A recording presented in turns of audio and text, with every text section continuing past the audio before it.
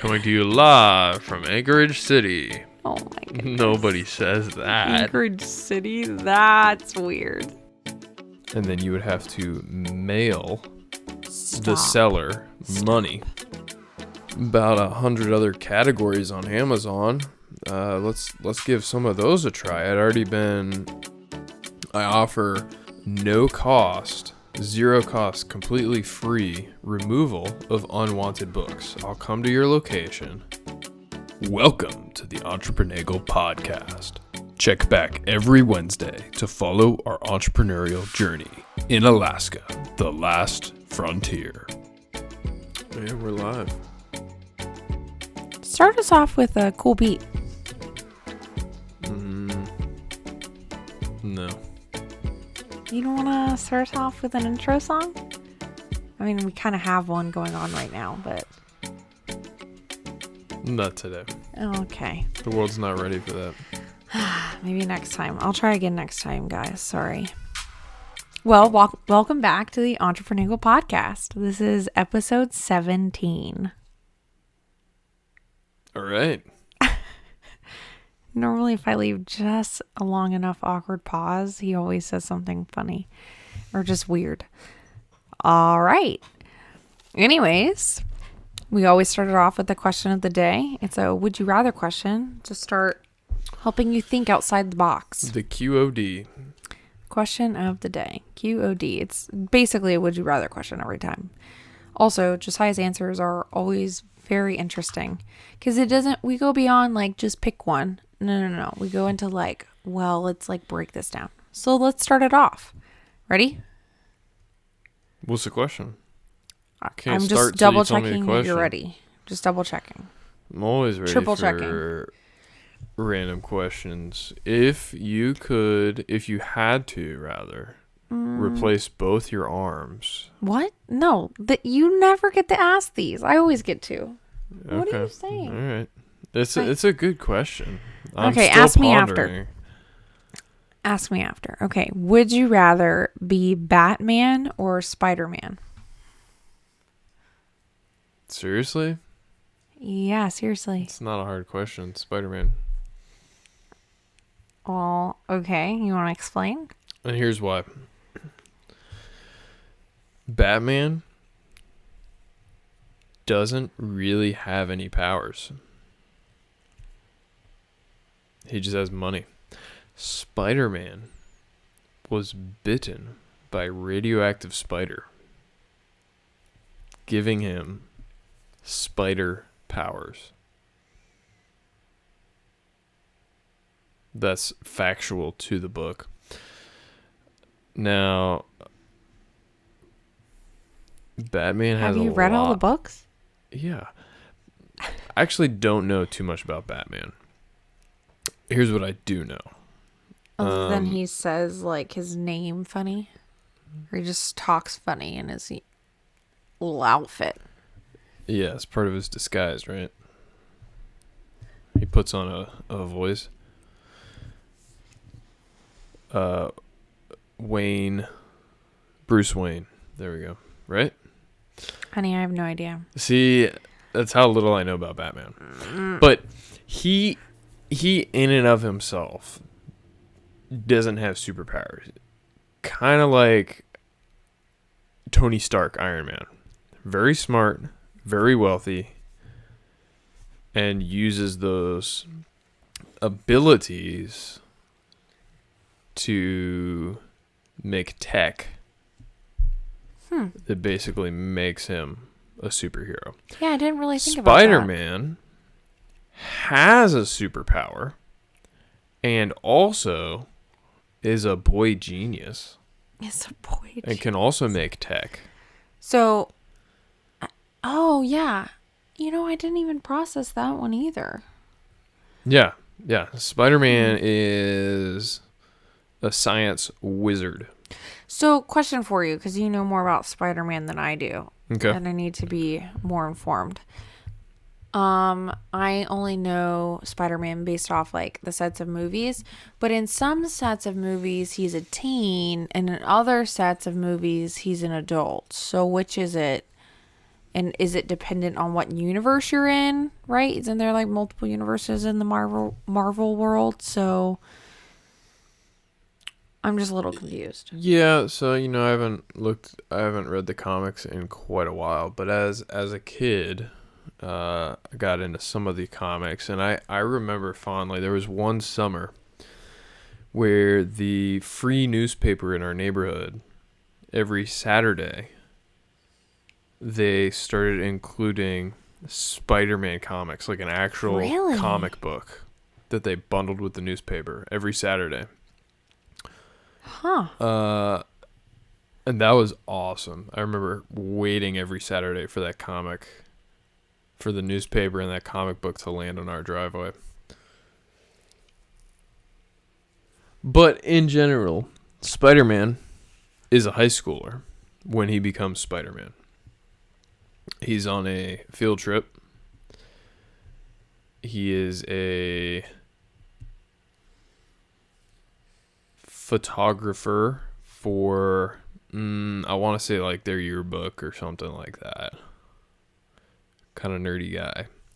They're at a museum of some type.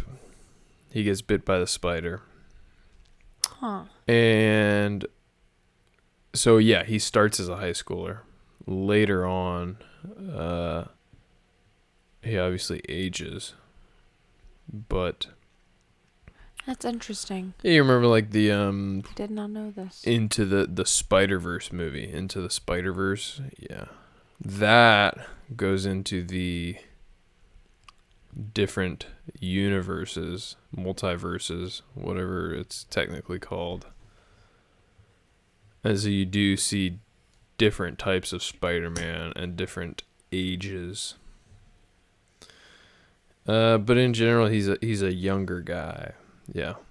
Especially in the Avengers movies. He's still like a high schooler. Young he's there. a kid.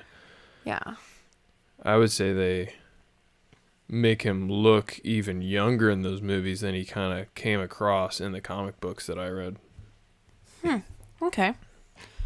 Well, it's very interesting. So I kind of wasn't surprised by your answer. I figured you would say Spider-Man, but I wanted to know why. I've in your always been explanation. a fan of Spider-Man. Never really got into the DC comics and stuff. And yeah, end of the day, I think Spider-Man has some actual superpowers. And to my knowledge, Batman does not. Correct me if I'm wrong. I don't really know anything about Batman. Yeah. Hence, he probably sucks. I honestly don't know if I've even seen some of those movies. I have not. I don't think The I Dark have. Knight series?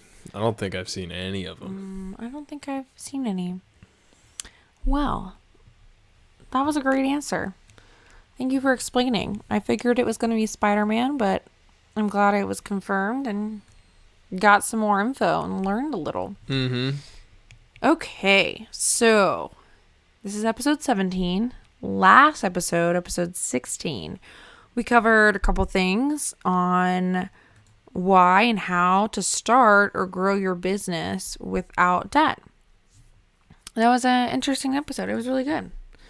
It was, we gave a little bit of info of how much we started our business with, and yeah, it was a good topic. It was a good conversation. You sound thrilled. Anyways, it was really actually a good conversation. So go check it out. This episode's slightly unique. I'm going to interview. Coming to you live from New York City. It's Entrepreneur. No, not New York City. In Anchorage, Alaska. Coming to you live from Anchorage City. Oh my goodness. Nobody says that. Anchorage City? That's weird. Oh goodness. We are going to do interview questions. So I'm going to interview Josiah about our business. Specifically because he really started this one and had the you just had the motivation to do this specific business. Anyways, but it's hopefully a start to a series that we're going to come out with. So just be on the lookout for that. Just a little teaser out there. Anywho, if you watched last episode, you know what that's from. Anywho, Josiah, are you ready for the interview questions? Yeah. Why don't I start by telling you my greatest weaknesses? Oh my goodness. No, we're going to... I work too hard. I care too much. And sometimes I can be too invested in my job. Oh my goodness. Or is that like how you're supposed to answer an interview question? Is that what you set yourself up for? You know, when you're trying to get a job? That line worked for Michael Scott, so I thought it would work for me. Oh, that's where that's from. Can you tell me like The Office here? We bring them up a lot. We're basically trying to mimic their lifestyle in our own office. Not really. We're not actually trying to do that. We're actually trying to make money. Though it's funny. I would love to break down their numbers on all of their stuff because they were the top branch in their company. So it was pretty impressive. Anyways, we're going to interview Josiah. Josiah, what is your business? My business. Oh, goodness. We have to take a long pause for that. The year was... Okay, so... The current business that I'm most invested in, it makes it sound more exciting. Like I have more than one business going on right now. Basically. E-commerce. And that's a super broad answer. But what our business does is we utilize Amazon's platform to sell products. We don't currently have any of our own products that we've developed. We are selling other people's products, tried and true, and more of a arbitrage model right now. Finding products in marketplaces that are undervalued or not desired, where the supply outweighs the demand, and then we use Amazon's marketplace to get those products to where there is a greater demand and less supply. Yeah. Okay. That's a pretty cool business. So, Kill. Yeah. How did you get the idea for this business? The year was 2013. Oh, no.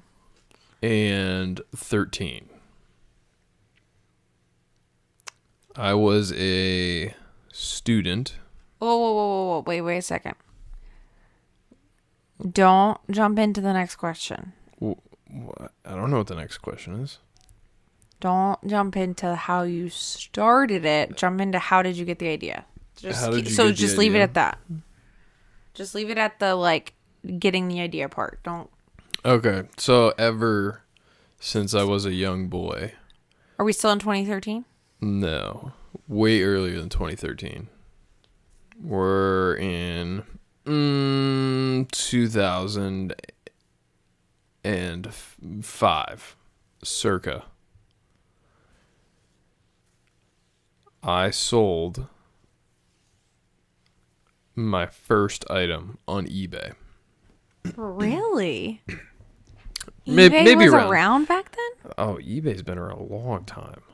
Wow. Did you know that eBay, you used to have to, you would win the auction, and then you would have to mail the seller money. Mm-hmm. Or I think you could do money order or something along those lines. And then once the seller got the money, then they would mail the item to you. Wow. Yeah.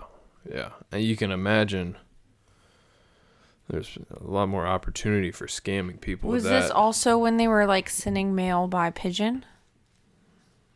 They still do that. Oh my goodness. While eBay and the internet has been further developed, the United States Postal Service has not. They use the exact same methods as the 90s. Yeah. Probably. I don't know that for sure, but it seems like it. Yeah, so I think the very first my dad had dabbled in different eBay stuff on and off. And so I saw him doing it. And I found a really cool vintage Super Soaker one time at maybe a yard sale or a thrift store, and I played with it for quite a while. It was a lot of fun. But then I kind of got bored with it, didn't really want it anymore, and it turns out it was a rare, desirable type of Super Soaker that they just didn't make anything like it anymore. So my dad helped me list it on eBay, made a few bucks. I think So you got your money back plus some? Oh, absolutely. Absolutely. I think I found a few other Super Soakers like that kind over the years. But I think the next big thing I did was Super Nintendo. I had bought a Super Nintendo. I loved that. There were some fabulous games on that system. But at some point, me and my brother, we upgraded, or we were gifted by my parents, Nintendo 64,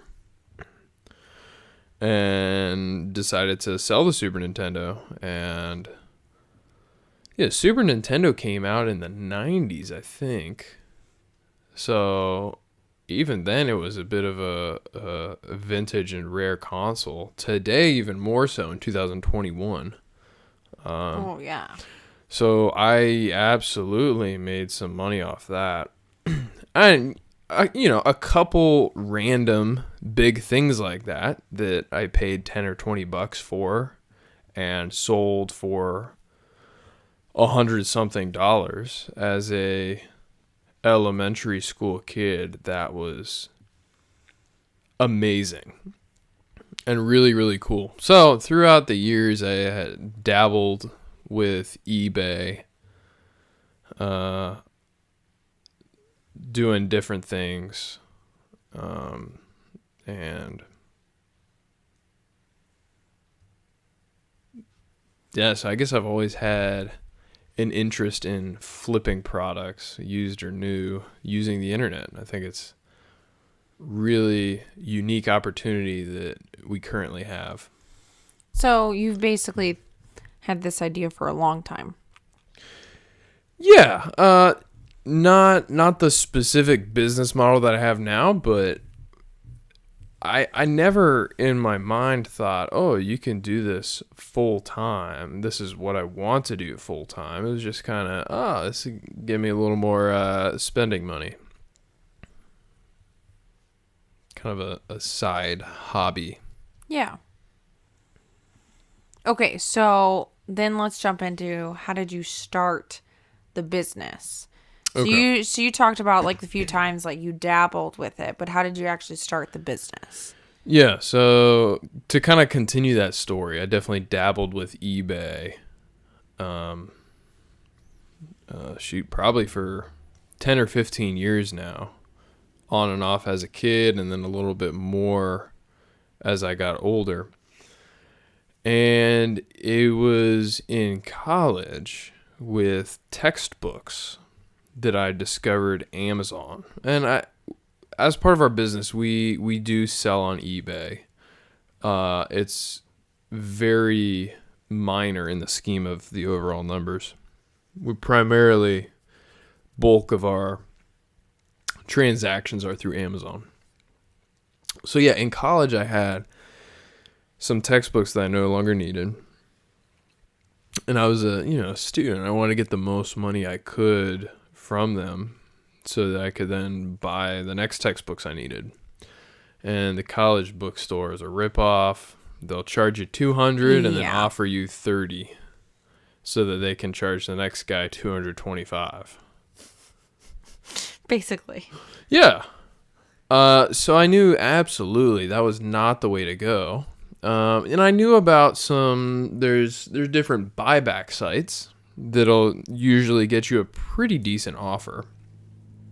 So I did that from time to time. You just kind of punch in your ISBN number, and the buyback site will say, hey, we'll give you $40. And then you click, okay, accept. And they'll give you a free shipping label, and you'll ship it to them. And once they get it and inspect it, and they're like, okay, yeah, this is what you said you had. It's legit. Then they'll send you a check or shoot you a PayPal or transfer to your bank account, however much the agreed upon amount was. So I did that, and then at some point I discovered, and I don't know if Amazon still does this. I think it was a partnership with third-party sellers, but you could trade your textbooks in through Amazon for Amazon gift cards that I could then use to buy the next textbook I needed. I did that for a while. That usually got me the best offer I could get. I could get a few dollars more than if it was straight cash. And it was much faster to get that Amazon gift card so that I could then use it to buy the next textbook or whatever else I wanted. And I enjoyed shopping on Amazon. Well, one day I discovered, I was like, I think I was looking at, there was a particular textbook that I was trying to see if Amazon would allow me to trade in for a gift card. And that particular one, there was no trade-in offer. They didn't want it. But I was on the Amazon listing page, and you know what I see? The most fascinating thing. There's this little bubble on the bottom of the page that says, "Sell one of these?" ? And it was like, really? That's exactly what I'm trying to do. So I clicked on it.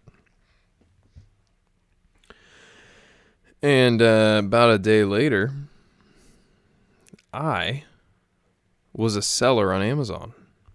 It was that easy. It might not have even taken a day. I think... You make it sound really easy. It was. It's a little harder now. But this was...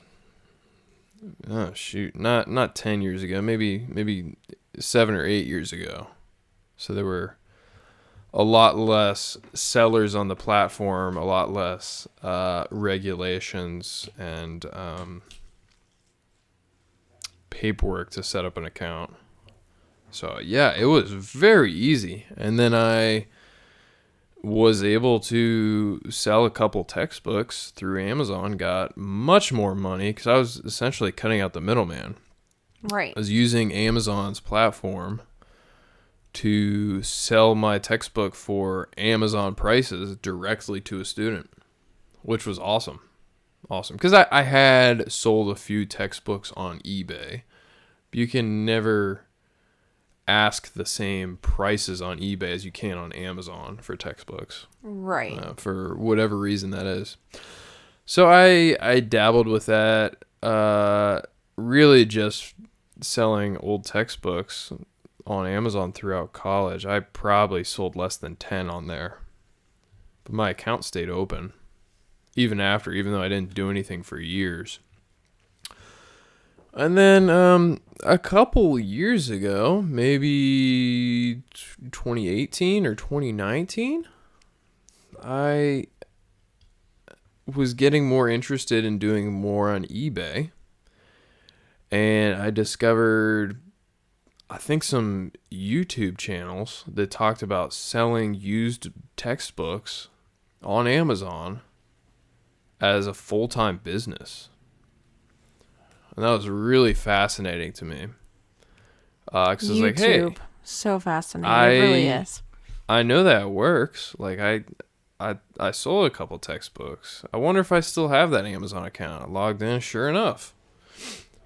So yeah, I watched, I don't know, probably an embarrassing number of hours of YouTube related to this before I even got started. But yeah, then primarily started using some different softwares selling used books.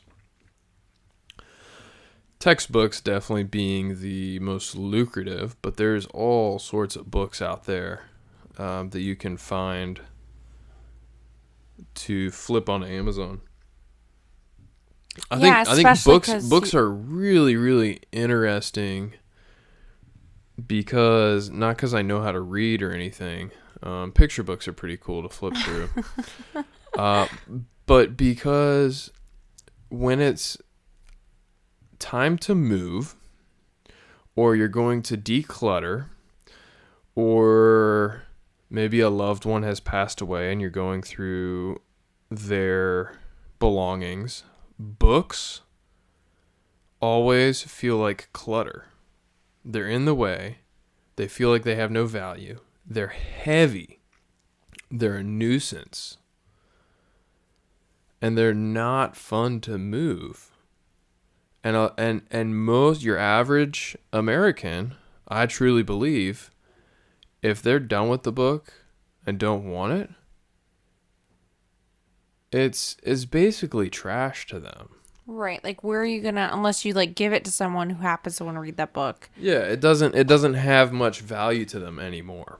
Especially if it was someone else's book and you're going through their bookshelf for them. So with that, there's a great opportunity, and tons of people have businesses revolving around the used book industry. A great opportunity to go through those old unwanted books and find the ones that still have a demand somewhere else, and then connect the customer with that book. And Amazon is an amazing platform for doing that. In fact, Amazon was started by Jeff Bezos as exactly that, an online used bookstore. A lot of people laughed at him, said it was stupid, would never catch on. And here we are today. Obviously it did. And probably that idea that he came up with, I think most Americans do their book shopping online. Mm-hmm. Look at how many physical bookstores have closed in the last 10 years. There used to be Books want. A Million, Borders. I'm not sure they're around anymore, either of those. Yeah. Barnes & Noble is still out there. I think they're doing all right. Probably from textbook season. But... Yeah, maybe Barnes and Nobles. They're on most college campuses, and they have a deal with those colleges to run the campus bookstores. That could be what's helping them. I can't really think of any other big chain bookstores. Yeah, I mean, most people want to shop online for a specific title, if they're looking. I mean, I'm not discounting the fact, like, I love walking through a bookstore and just looking at all the books and trying to find just in certain genres. But if you're looking for a very specific book, yeah, you go online, typically. Yeah, and especially when it comes to used books, you can save a significant amount of money by buying a used book versus a new book. And just because that book is used doesn't mean it doesn't have any value anymore. And especially as books get older and harder to find if their printing is discontinued, then they actually can rise in value. Supply and demand. Right. So yeah, started with books, a year and a half, 2 years ago maybe, really exploring that, learned a lot about the books. And then from there kind of realized, there's about 100 other categories on Amazon. Let's give some of those a try. I'd already been selling other category stuff through eBay, so then I started trying other stuff, mostly through an arbitrage means, retail arbitrage, which is basically shopping your local retail locations for clearance items that the store is trying to get rid of because people in the area just didn't really want it, or they need the shelf space for some reason, looking for opportunities there, as well as other not, let's see, how do you say it, unopened products that you can find just about anywhere. You go to your thrift store or onto Facebook Marketplace or Craigslist, and you can find people selling brand new items for a fraction of the cost, and then you can go and find a market and that'll advertise it for you and demand a higher price. So Right. been doing lots of different categories since then: toys, apparel, electronics, etc., etc. Was that the answer to your question? Yeah, you hit it out of the ballpark. Of course I did. I'm the best. Oh my goodness, you are the GOAT. That is, I did not know a couple of those things, especially about the super soaker. That's funny. Okay, so you kind of answered this already, but I'm going to go ahead and ask it. How do you advertise your goods? Or I guess, or services, but you sell goods. Yeah, goods. Well, selling primarily on Amazon. Amazon does the advertising for you, which is part of the power of their platform. I click a few buttons to list the inventory onto their site. Say what price I want it at. Say how many units I have in stock. And that's about it.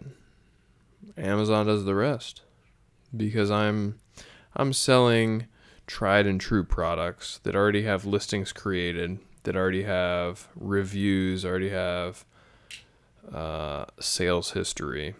If I was creating a brand new listing for a product that's never been on Amazon, there'd be a lot more that goes into it. But to the extent of what we do. Right. I can list an item in about 10 seconds. Billboards out. You put smoke signals out for your goods. Okay. Do you have any employees? Yes and no. So I don't have any employees in the usual sense of the word. No part-time, full-time, hourly, salaried employees.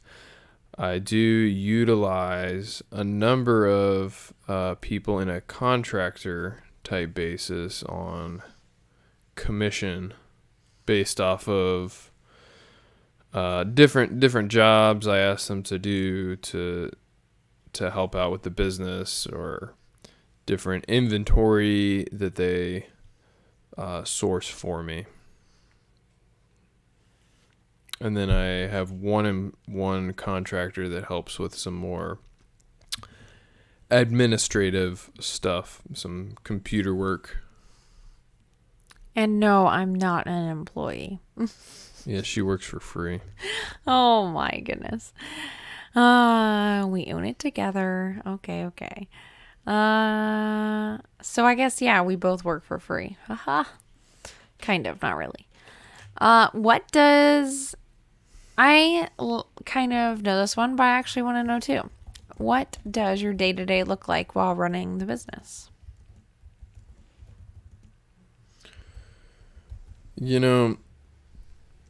Every day is a little different because some days there's a hot lead somewhere in town that I gotta go chase down, meet up with a seller, or get to a particular vendor to get a product that is in demand. So there's not a regular Mondays, I sit in the office for 4 hours, etc., etc. But I often start my day doing a little computer work, checking some listings, seeing if there's any questions from customers or potential customers, see if there's any issues with previously sold items or shipping. Then I'll ship any orders we have. I try to use the Amazon FBA services as much as I can. And if you don't know what that is, quick explanation. As a seller, I can ship my inventory to an Amazon warehouse. They will store it for me for a fee, and then they will, when it sells, box it up and ship it to the customer for a fee. And that's really, really useful for a number of reasons. It frees up the amount of warehouse space that I actually have to keep to store inventory, saves me time having to pick, prep, and ship those items. And especially at the level we're at, I probably would have to get a warehouse as well as some employees to manage that. But using Amazon's FBA services, I pay them a fee to do that service for me. And the best perk of all that is my items that are stored at their warehouse are now eligible for Amazon Prime shipping, which often is a big perk for customers. They'll pick those items over others because Yeah, I certainly do. they're guaranteed quicker shipping, and they feel safer choosing that option. Or naturally, if you're paying for Prime, you know? Yeah, so I think I You're went gonna down a choose that rabbit trail option. there. Yeah, I spend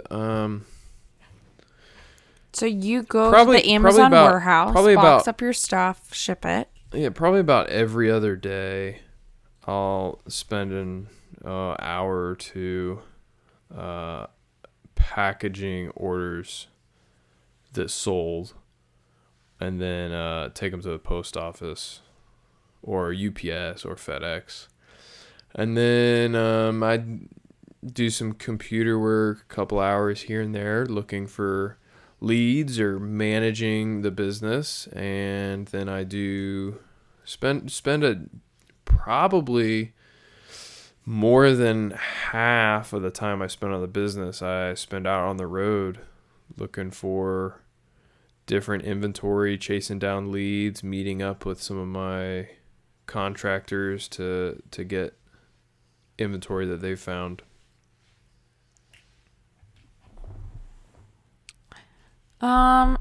What would you say is like rough hours? Like you definitely put in 40 plus hours a week, or Yeah, I honestly have no idea. 3 hours a week. Yeah, that's No, not 3 hours. something a week. about I don't know. a unique thing about working from home as a business owner, when you don't really have a brick and mortar store, you don't really have employees Or certain showing up hours to and the whatnot. office at a certain time, is I can work as little or as much as I want to. I can stay up as late or get up as early as I want to, or sleep in as late as I want to, whatever it might be. And as long as I'm productively working to meet the metrics we need to sustain the business, I can do that because I'm the boss. You're the boss. But I usually work Monday through Friday. I would say I probably spend Sometimes on Saturdays. at not as least often. 6 hours Monday to Friday. Probably That's probably an underestimate. Probably over 8 most days, because some of the stuff I need to do throughout the day can be managed from my phone, and it's kind of mindless. So it can be in the evening while I'm watching a show with the family. I can flip through and knock out 30 minutes of managing some inventory or whatever it might be, sitting on the couch. So it's hard to track actually how many minutes or hours it's not like you're get sitting put into down, okay, 8 to 5. Yeah, exactly. Or, I'll get some work done and then take a couple hour break and go do such and such an activity and then come back to it later. Pretty fluid, and that's so far works pretty well for me. Yeah, it's been really nice to have you around the house more, especially compared to military lifestyle. Okay. What would you recommend to someone interested in pursuing a business like this?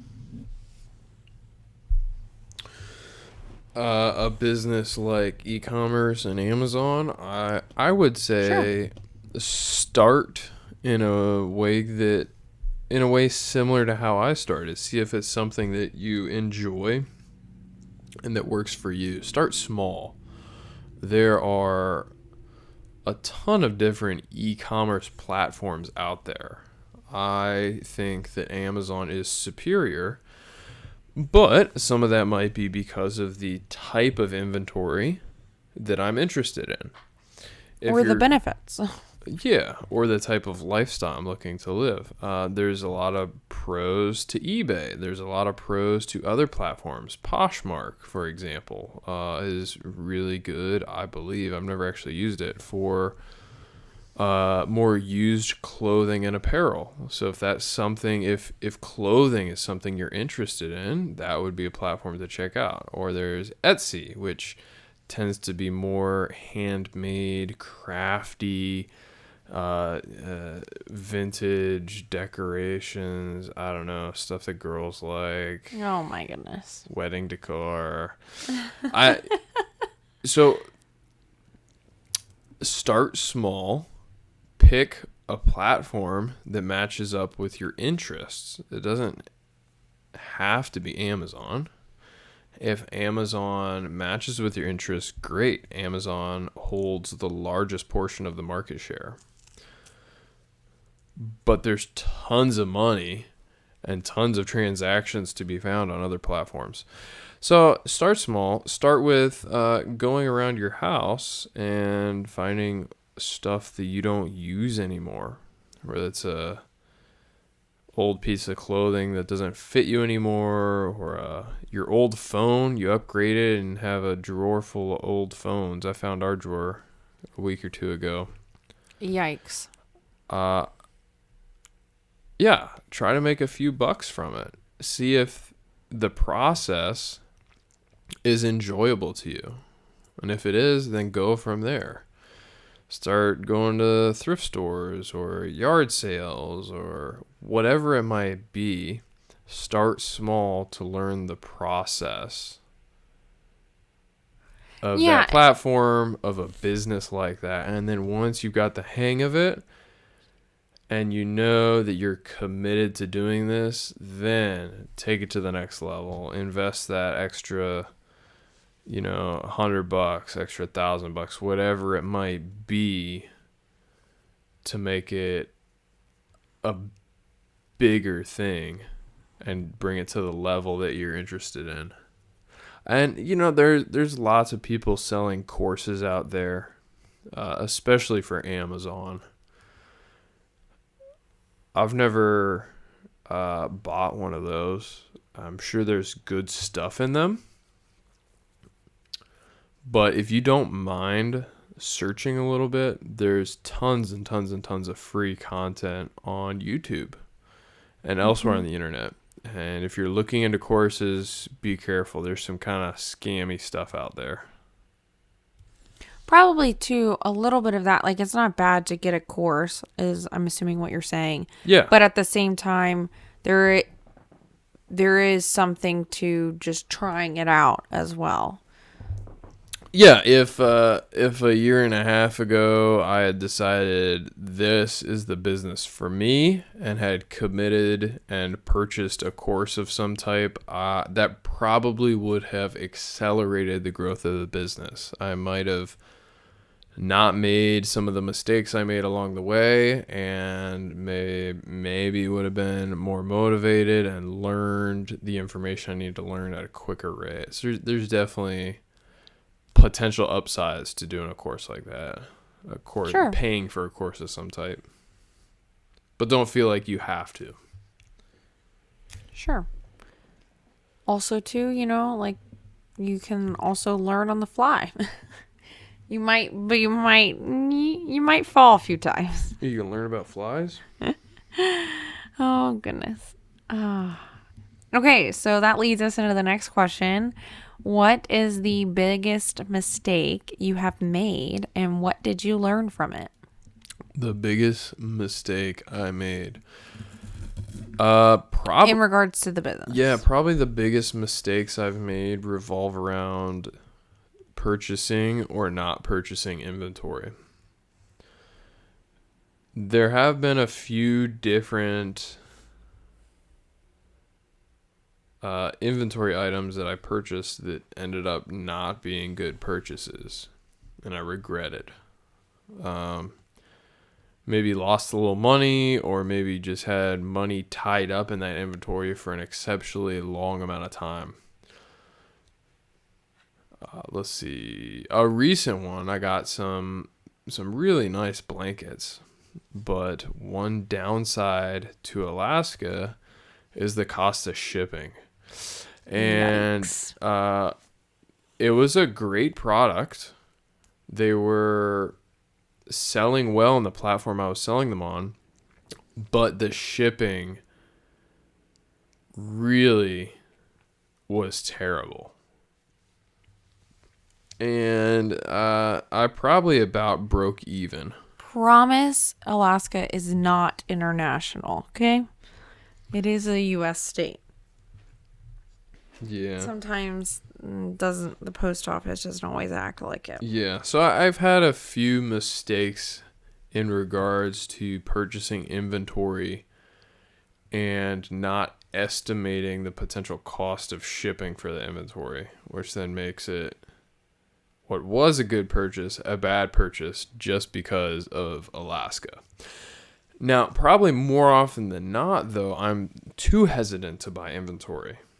And I will buy a few units and kind of test it out, and then later regret not buying 5 times as many because it was an amazing product that sold like hotcakes. So I'm usually more cautious, and I'm trying to work on being more willing to take on that risk. Because at the end of the day, even the bad purchases I've made, I usually end up getting back to close to breaking even. It's not a total loss. I have been able to recoup some of that money invested in the product almost every time.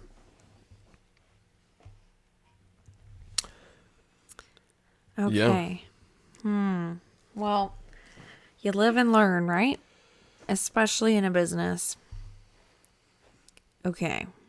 So this one, let me think, because you don't directly deal with customers. But let's say in a scenario where I do would somewhat be, through basically email. Give us your, what I meant is like, it's not like you're directly selling something to somebody, but if you were, or you were trying to help someone get on board with maybe employment in our business, or maybe that's a different sales pitch, but give us your sales pitch. Give us your elevator pitch, the 2 minutes or less. Okay. So here's a kind of a pitch that I've used with our business to help get more inventory, and I advertise this locally. I offer no cost, zero cost, completely free removal of unwanted books. I'll come to your location. I'll pick them up and they'll be gone. And I'll, disperse them throughout the community. They're not just going to a bonfire. I'll take a few of the best ones to sell. No, I usually don't tell them that unless they ask. This is your sales pitch. Okay. Let's focus. Okay.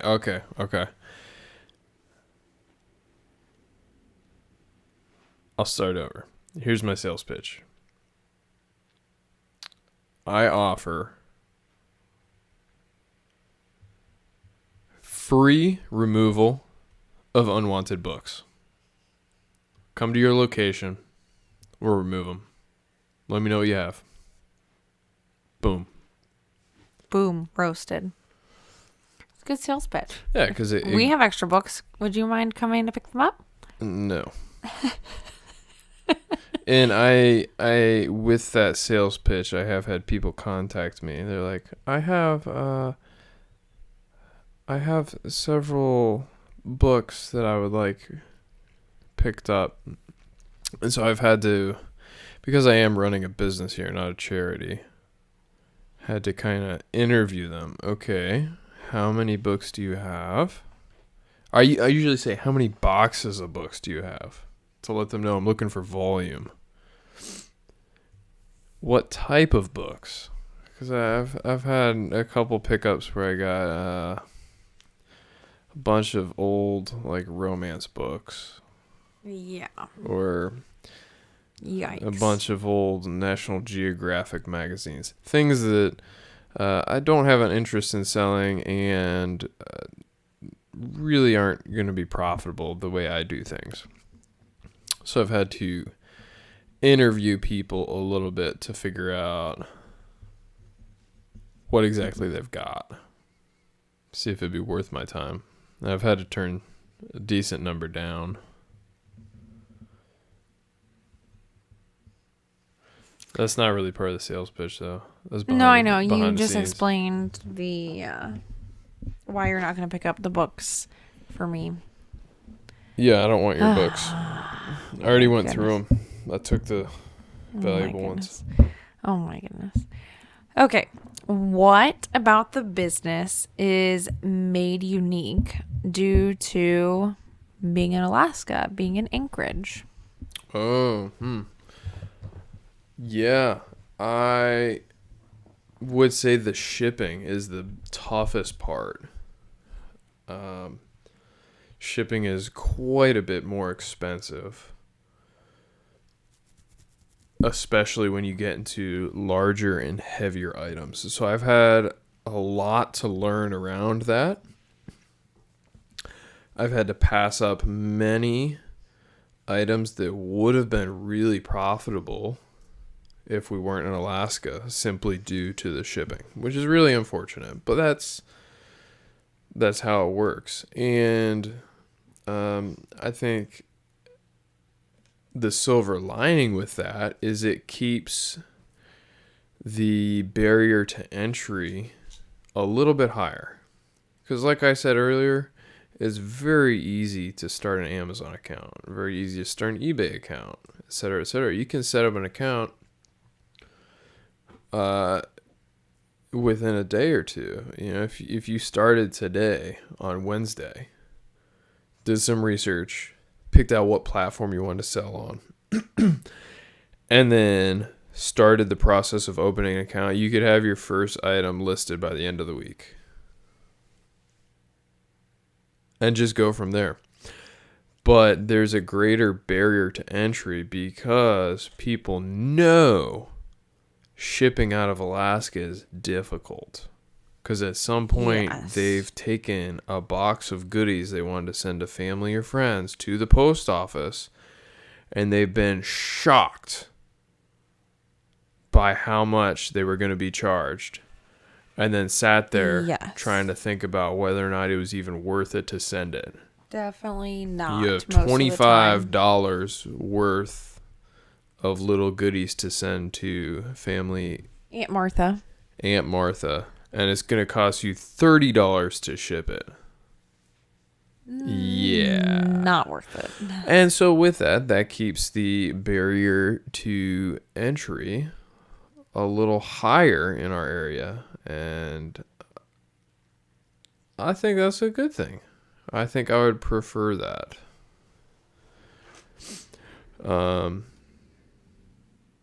Yeah.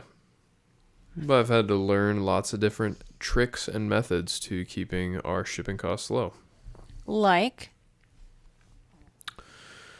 Send him to the video. Send him to the video. I'm not going to give all the secrets away. Send him to the video. But yeah, on our channel,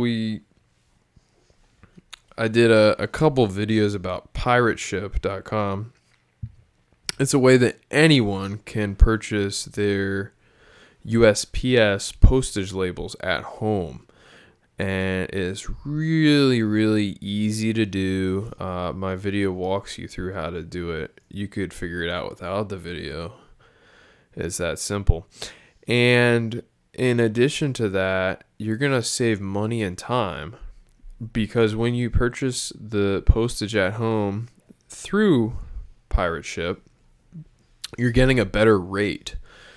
They have some sort of commercial rates going on there. So if you walked into the post office to the front desk, they're going to charge you one price. But if you purchase it at home, you can save as much as 30-40%, depending on the type of shipping that you choose. And then also, once you get to the post office, you can just drop it in the box, or you can drop it at any of those little blue boxes around town. You can hand it to your postman when he comes by. You don't have to go to the post office and stand in line. Right, yeah. That is crucial around specifically one time a year. That's a trick of the trade. Yeah, I go to the post office, sometimes every day of the week. I don't think I've ever stood in line at a post office in the last year. I walk straight to the counter, I walk straight to the bin, and dump it. Wave at the post office lady or man that's working there at the counter, go on my way. Usually the customers that have been standing there for 30 minutes kind of give me the evil eye. I give them the evil eye right back. No, you do not. And go on my way. Oh, my goodness. Yeah, I'm a professional. Oh, my goodness. Okay, we're going to finish it off with a special would you rather question. Kind of business focused. Okay. Especially for a business owner. Because these two things can be tough. Which one would you choose? All right. Okay. Would you rather spend the next year exempt from all taxes or have a 1 month paid vacation? The next year exempt from taxes or a 1 month paid vacation? Yes. It would be next year, as in 2022? Sure. We'll go with that. That's fine. If you want a full calendar year. Or did you want it this year? Well, break it down. What are you thinking? Here's what I'm thinking. With an e-commerce business, you can run it from anywhere in the world. And if you set it up right, your employees can run it while you're on vacation for a year. No, it's a 1 month paid vacation. No. Oh, okay. No. Here's the loophole. You're adding 11 more months to the vacation. No, I'm not choosing that option. I need some time to better develop the business, get it to the numbers I want, get my employees fully trained to continue and sustain the business. And then my year of tax exemption will start. And the money that I'm saving by not paying taxes, I will use to vacation for an entire year. for an entire year? Sign me up. What are you talking about? Yeah. This Well, sounds awesome. how much do you pay in taxes? Oh, probably 50 cajillion Like dollars. 20% or something? Enough for Probably a vacation right there. maybe more than that. I don't A know. 1 month paid vacation? Unless you're going to the moon? You're going to be better off not paying taxes for a year and using that money for a vacation. That'd be kind of fun, though. Get a paid space shuttle to the moon. Yeah. So which one would you choose? So it's a 1 month all expenses paid vacation Have a 1 month paid vacation. to Sandals, Jamaica, all inclusive. Sandals, Jamaica. Oh No, my you know, goodness. Okay, Michael Scott. There's pros to that because you don't really have to think about anything. It's paid. It could perhaps be more relaxing. Right, It'd be easier to spend the money because it's someone else's money. But at the same time, I think there's way more possibilities if you take that money that you would have paid for taxes and use that for your vacation or whatever it might be, or use that money to reinvest. to buy a vacation house. Oh my goodness. What? Or to reinvest into your business to make even more money. Yeah. So I would Which one would you choose? choose taking a vacation with the money Oh, that I'm not paying the IRS. okay. I was like, where are you going with this? Yeah. Curveball. So you would take the next year exempt from all taxes. Absolutely. That That'd be would my be- best year ever. That would Sales be, would be through the chart. that would be pretty incredible. I would be I would much more assume a lot. motivated. I would be much more motivated to take the business to the next level if I knew the government wasn't getting 20, 30, whatever percent they get. Yeah. That's my final answer. I'm going to lock it in right now. Lock it in. When does the tax exempt year start? Is it when I choose? It says the next year. Okay, we'll do 2022. I can work with that. So it gives me time. This would be taxes that you technically would need to for sure pay by 2023. You're filing in 2023. Tax year 2022. That would be sweet. Indeed. Because I'm then- going to call Donald Trump's CPA. And call his CPA. That's basically what they do. Well, I guess that wraps it up. Nice job taking all my questions, honey. Easy peasy. Easy peasy. Some of those were difficult, I thought. Anyways. Well, I'll wrap things up. Follow us on Instagram. Chat with us. See our posts and stories. If you want to follow us there, I'm at jellybagel_AK. Josiah? At baconbagel_AK. And I think I'm approaching 70 followers. wow. Good job, honey. I might be at like 120. I don't post there all that often. I need to do it a little more. Well, you can only go up from there, right? Unless you start losing followers. That'd be awkward. Anyways. Yeah, thanks. That's helpful. So go follow Josiah on Instagram because we have a slight competition and I've just constantly been winning on that front of how many people follow. Yeah, help me Sorry. catch up to her. Are you over 100? I'm at like 120. Oh my goodness. Yeah. Okay, yawner. Okay, we're closing it up. Pack it up. Don't fall asleep on us yet. Follow us on Instagram. Okay, that's what we just covered. YouTube and your favorite podcast app. Wherever you get your podcasts, go find us there. on YouTube. We're also there as well. We also put a few more videos out content-wise for YouTube. So, I think that wraps it up. Yeah. Like, share, subscribe, save, 5-star review, all the things if you'd like. Woof.com. Wolf.com. And we'll see you next Wednesday. We will see you next Wednesday. Thanks for tuning in. Thanks. Bye.